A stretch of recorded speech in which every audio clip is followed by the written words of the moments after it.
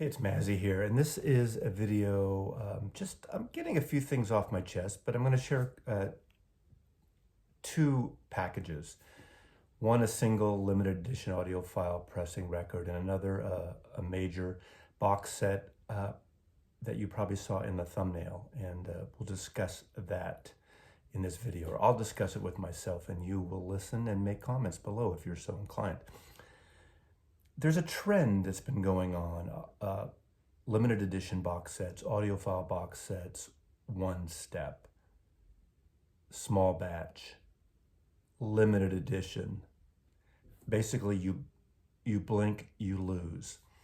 A couple of suggestions too I'm gonna talk about here. I'm gonna talk about packaging in terms of shipping and customer service. So that's kind of a lot, but it all comes down to these two sets I got. The first one is John Coltrane's Lush Life. This is a small batch, one step limited release, the debut inaugural release of the small batch collection by Craft Recordings. Craft is owned by Concord Music Group, which in turn is a part of the UMG group, as I understand, Universal Music Group. They are jumping on this bandwagon, and in a way I applaud them, and I actually like it. Craft Records has put out some really beautiful editions of prestige, jazz records, and a lot of their packages are really good. They've also done a series of these 10-inch box sets of Thelonious Monk and Charlie Parker, which I'm a big fan of. Of course, those aren't really audiophile. Those are records from the 40s and 50s, but they're still really great packages. Beautiful covers, beautiful pressings, and nicely, usually tipped on jackets. And you can go to many channels to get more in depth of this. Paul Baraka P. Dub's channel, he talks about a lot of this type of stuff. Of course, Michael, 45 RPM audiophile in Germany, talks about this. Bob Bradley just did a shootout with his buddy of this and two other versions of this album. So I want to talk about my experiences, good things I like, and also a little bit of Maslow bitching about it. Now, this record literally sold out in about less than a half hour. If you're interested in these kind of pressings, if you're interested in limited editions and getting on the bandwagon, and it's one of those things, you snooze, you lose. But how do you find out about it? First of all, I suggest if you use Instagram, if you don't, get an Instagram account. Even if you don't post pictures, get an Instagram account and follow these labels. Follow Mobile Fidelity, follow Vinyl Me Please, follow Craft Recordings, follow Acoustic Sounds and Audio Productions, Analog Productions, excuse me. There's plenty of others. Rhino Records, the labels that you like, follow them. Third Man Records, follow them. You get notices, you see things when you wake up in the morning and you look at your Instagram account. Sign up on their email list. A lot of times you get it there. I know not everyone is as obsessive like Maslow, looking at their Instagram, looking at their emails, but I do it since I work for myself, so I'm constantly on there. So I've gotten lucky, whether it's the Paul McCartney limited edition Third Man 333 pressed edition records that I got, or this record. I just happened to see it and I ordered it. Now, 1,000 copies were pressed. They sold out of those right away. They were numbered.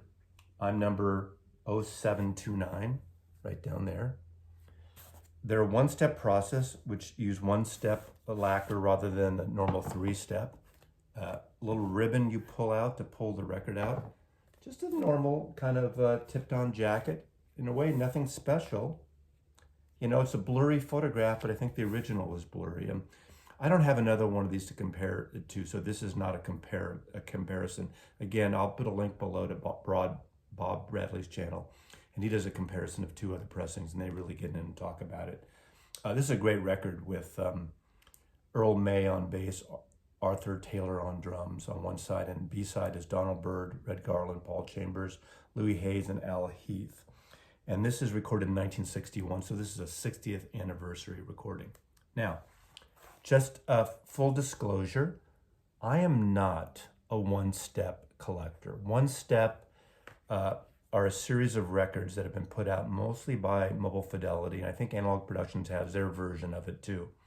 And again, they use this one-step process, and they use this like SRX type of vinyl. Now, SRX is the name that Music Matters Jazz gives those limited edition records, and those, so SRX are not the name of this vinyl compound for all these labels. What's interesting about it, it's a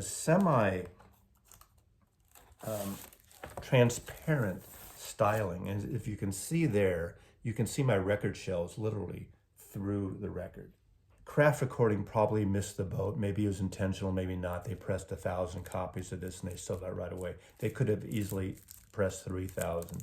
Maybe a sweet spot to start out would have been 2,000, 2,500. So I think in the next versions, they will do more copies, which is unfortunate because now in the resale market, people are asking $400 and $500 for this record.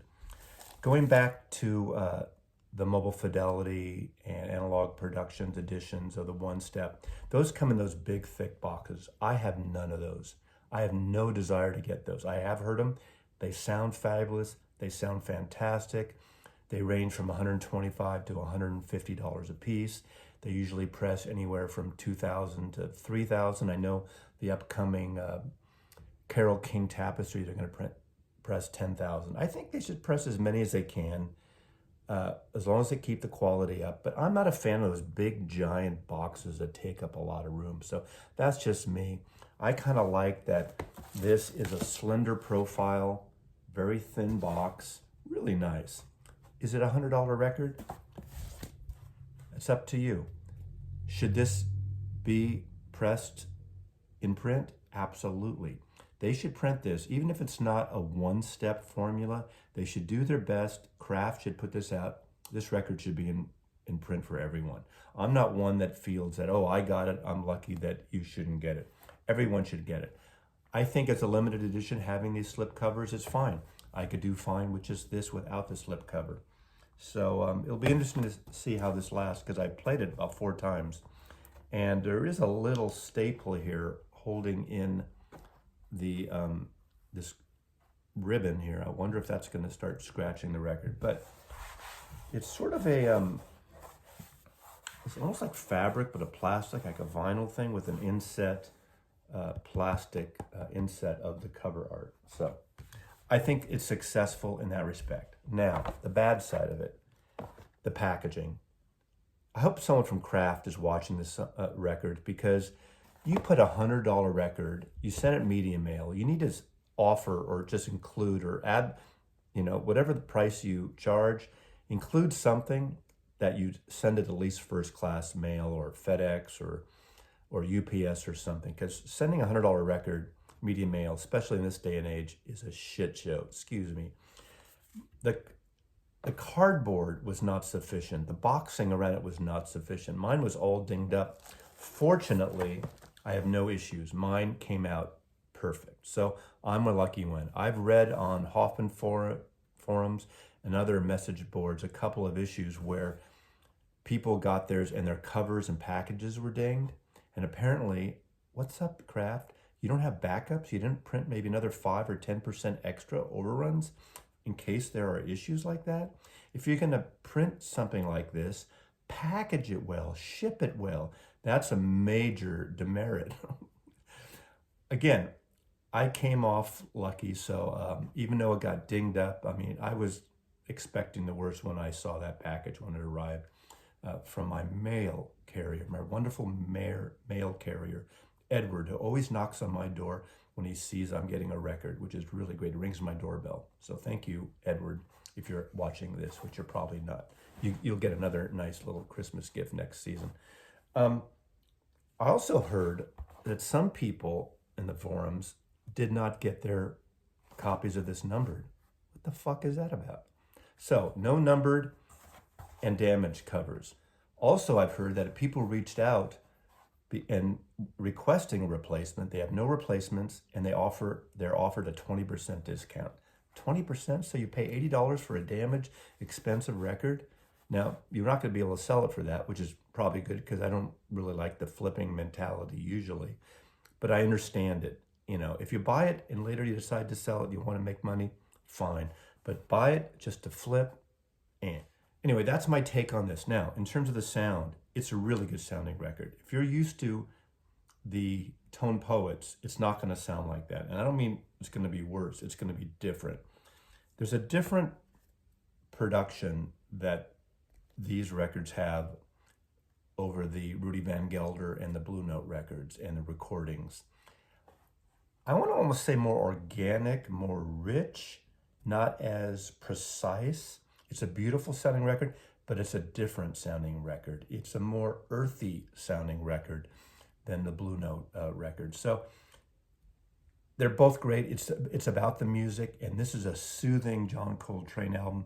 It's not one of his squeaky soprano sax things that people may not be into. So this is a good accessible entry. Unfortunately, it's not available as a normal pressing right now. So again, I don't compare these. I don't have comparisons, but highly recommend it. I'm glad I got a copy. I played this, excuse me, about 5 times already over the weekend since I got it on Thursday. Very happy with it. But again, sign up for those Instagram feeds and pages of your favorite record companies and artists to get to know when this stuff comes out so you don't miss out. Okay, now the next one is this. This is the Vinyl Me Please Grateful Dead box set. This is called The Story of the Grateful Dead, Vinyl Me Please. Big box set. Big, beautiful, heavy box set. Vinyl Me Please decided to curate a special set for newbies and Grateful Dead addicts, experienced Grateful Dead buyers. I consider mine on the latter. I'm a buyer that I have all the Grateful Dead proper albums and many of the live box sets. I don't have all the dick pics, I'm not a complete Grateful Dead buyer of all the live recordings by the Dead. I don't know that on January 1st, 1976, they did a version of the Dark Star where Mickey Hart, blah, blah, blah. I don't know that shit. I don't care about that shit. I'm going to show you the box that this heavy mother came in from Vinyl Me Please. So stand by. Here's a little tour of the box. So, custom box. Wonderful Grateful Dead packing tape. That always is nice. Vinyl Me Please anthology. So, they did a good job here. Look at this. Foam insert. Foam insert. Here's that slip mat. Sticker. Vinyl Me Please sticker. Upside down, because it is a Grateful Dead concert. If you've ever been to a Grateful Dead concert, you start tripping anyway. And this whole thing about going online, history, you can read along, intro and episodes as you go through the collection, the story of the Grateful Dead. But again, well packaged, okay? So I can't complain with their packaging this time. Although, there's that. What is that about? Something's pushed on here. What is that about? So pretty sweet, right? It's packed sweet. You saw the foam, everything. I almost didn't buy this box. I didn't buy it initially when it first came out. They were asking $450 for it. It was only originally for sale through Vinyl Me Please and through Grateful Dead's direct website. I think it's gratefuldead.net or dead.net. Later, I think Acoustic Sound had some copies they were selling, and it is a limited edition. And here are the 8 albums. There are beautiful packaging. The Working Man's Dead is beautiful cover. It is not the textured cover like the Warner Brothers original, but it does have the reverse flip side like the original. So people think it's backwards, but no, that's the way it originally came out. Now, these are all colored, different color records. And they're pressed by QRP quality Records pressing, one of the great record plants. Now, I kind of wish they weren't color, but there's a gimmick, and people seem to be in the color bandwagon.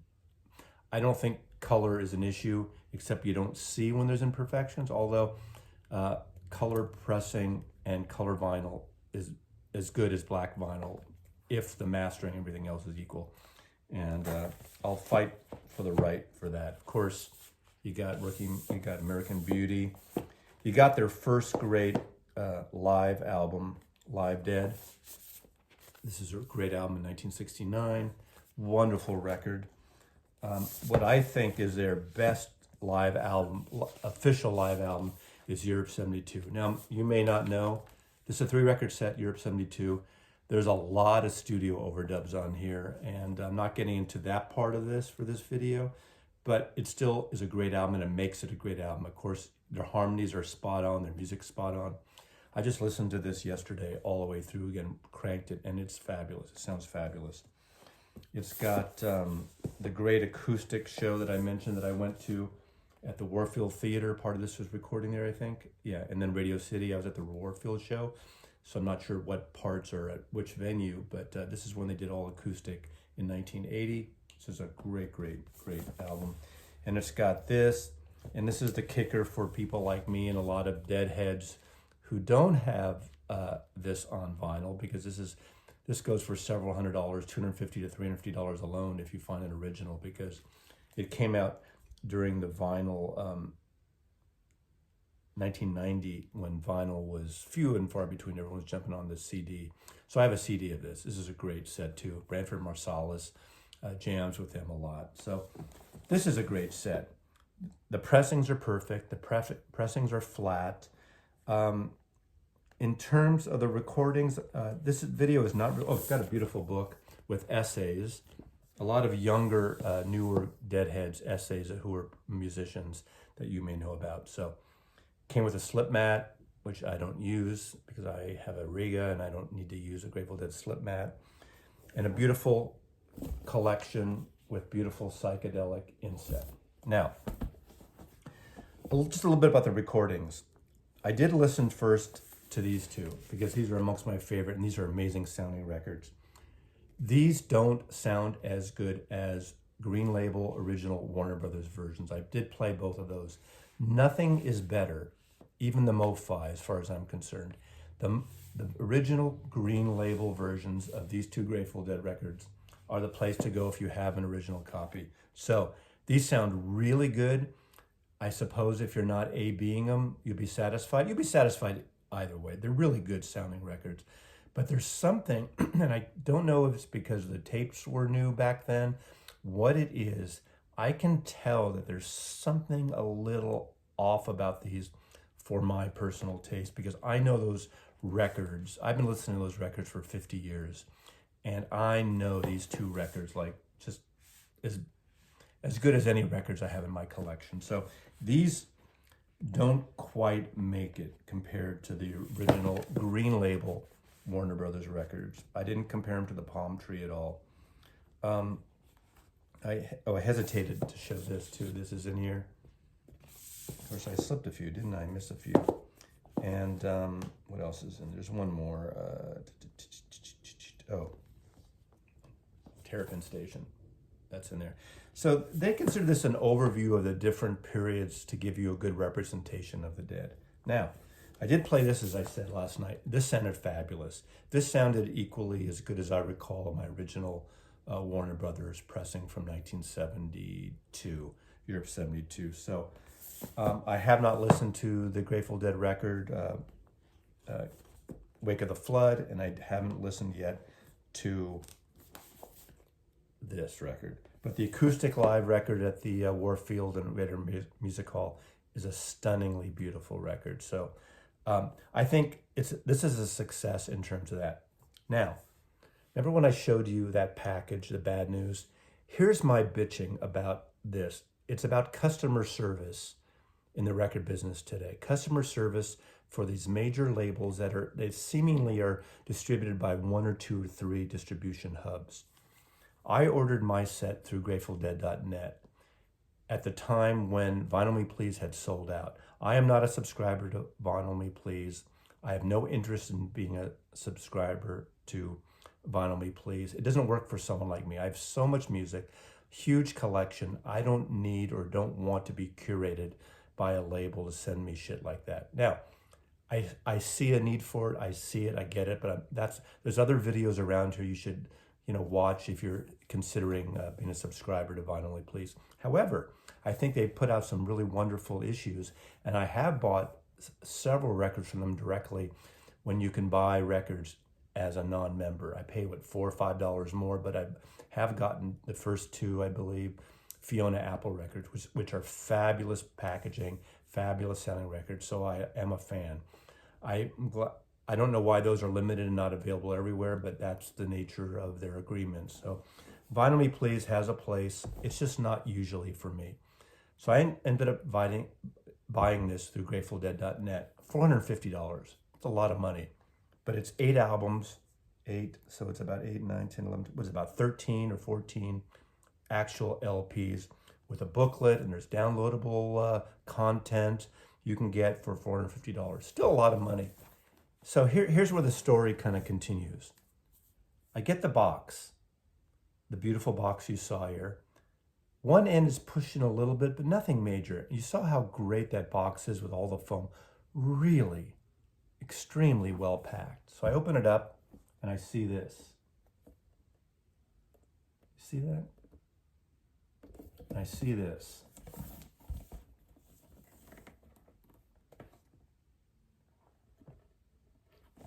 $450 for damaged goods. Now, I don't blame VMP or Grateful Dead or a label for this. This happens in shipping. And labels are really good. So literally right away, always take pictures. Don't just write an email saying I got this, and take pictures and send them right away. I had to search for the website. I found one customer service site, then they had another thing for damaged goods. So, I mean, it takes friggin' forever to find out how to reach out when you have a damaged good record. I sent them 3 or 4 photographs of this. Again, the records themselves, the covers are fine, the bottom of the slipcase is fine, but when you're paying $450, you want this to be perfect, right? Of course you do. It took 4 to 5 days to get a response. Now, come on, Grateful Dead. Come on, Kraft. Come on, VMP.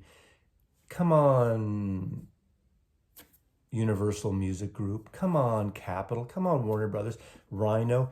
You people, your companies, whether you outsource or it's all in-house, need to up your customer service responses. I don't complain about a lot of records. Most of my records are in good shape. I know I read a lot of people that the littlest click they freak out about. I'm not a anal retentive fan like that, but when you're paying $450 like this, but just respond. There's no reason 24, 48 hours tops, you can't get back to everyone who sends in a valid argument, or a valid claim that there's something wrong, and whether it's shipping or a defective record or something. We know that records are not a perfect medium, but this has nothing to do with that. This is a shipping issue. I'm sure you have insurance. I'm sure you can do a claim, whether it's media mail, whether it's UPS or FedEx. I think this was FedEx, I believe. But anyway, at some point, the box dropped, whether it was in your warehouse, whether it was by the shipper. So, I wrote in that email with my photographs, I would like a replacement. Okay. 5 days later, I get an email. Dear Mr. Maslov, thank you for your pictures. Would you like a replacement or a partial refund? Thank you sincerely, so-and-so, GratefulDead.net. Dead.net. Well, I asked you, I wanted, the first email. It's like people don't seem to read the whole friggin' emails. So again, I within an hour, I sent an email back. I said, I would like a replacement copy. And I saw both when I sent my first email with the pictures to this 5 days later, they were in stock. Grateful Dead records, still in stock, still available for sale. I would like a replacement. I send that back. 6 days later, now. I finally get a response. Dear Mr. Maslow, thank you for stating about your request for replacement. I'm sorry, we have sold out and we don't have any replacements. We can offer you a discount. Or you can send it back for a full refund. They had this in stock when I first complained, when I first asked about this. Someone needs to kind of pay attention with these companies. Hey, hire me as customer service. If you give me the power to do this customer service, pay me. I will do this online for you. I will get back to people. But also I need the backup from the warehouses and from the stock people to know how much stock is so I can satisfy the customer. The customer is always right, even though there's a lot of wankers that do jack you around, and I get that. That's a whole other story. But the offer stands. Put me on your payroll or a freelancer, 1099 me. Okay, so you're out of stock. So I said, okay. So I started thinking about this. Wait a second, I want a good copy. I do want this record. The records are all perfect. But, having a box like this on a special package is kind of funky. It's worth something. And I was thinking back to what those craft people were offering for the damages on that box at 20%. 20% is not enough. 20% is not enough for this. Yeah, it doesn't affect the music, but this is a big package. This is a big part of why you're buying this set on a collector's point of view, from a collector's point of view. So I just read, okay, I will take a refund if you refund me $300 plus shipping. I think shipping was like $8 or $9 they charged. I can't remember exactly. So $308, $309. Thank you. So please credit my account $308. Right? Why not? A week later, I don't get a response. A week later, I finally get a response. Hello, Mr. Maslow. Thank you for accepting. Sorry about the damage, the refund. I'm paraphrasing here now. I don't remember exactly what he said in the email. And they refunded me $308 to my account, to my credit card. So I ended up paying, what, $150, $140 for all these great records. So to me, that was worth it. It was worth having damage, and that was a good deal. The bottom line of this, be the boss, be in control. Don't swear, don't get violent, don't get crabby, but hold your ground. 20% on a damaged record like this is not enough. They need to satisfy you. A replacement would have been ideal, and I would have paid the $450, full $450, and get a nice, perfect set. Sure, I'd rather pay $150. I have $300 extra now to buy other records. Again, I think this is, for a Grateful Dead fan, this was a really wonderful set. That's my video on some audiophile records, some special limited edition pressings, some shipping, customer service issues. That's a lot to cover, considering I just talked about these two issues here. So your thoughts, love to hear them. Mazzy loves you, and keep on trucking.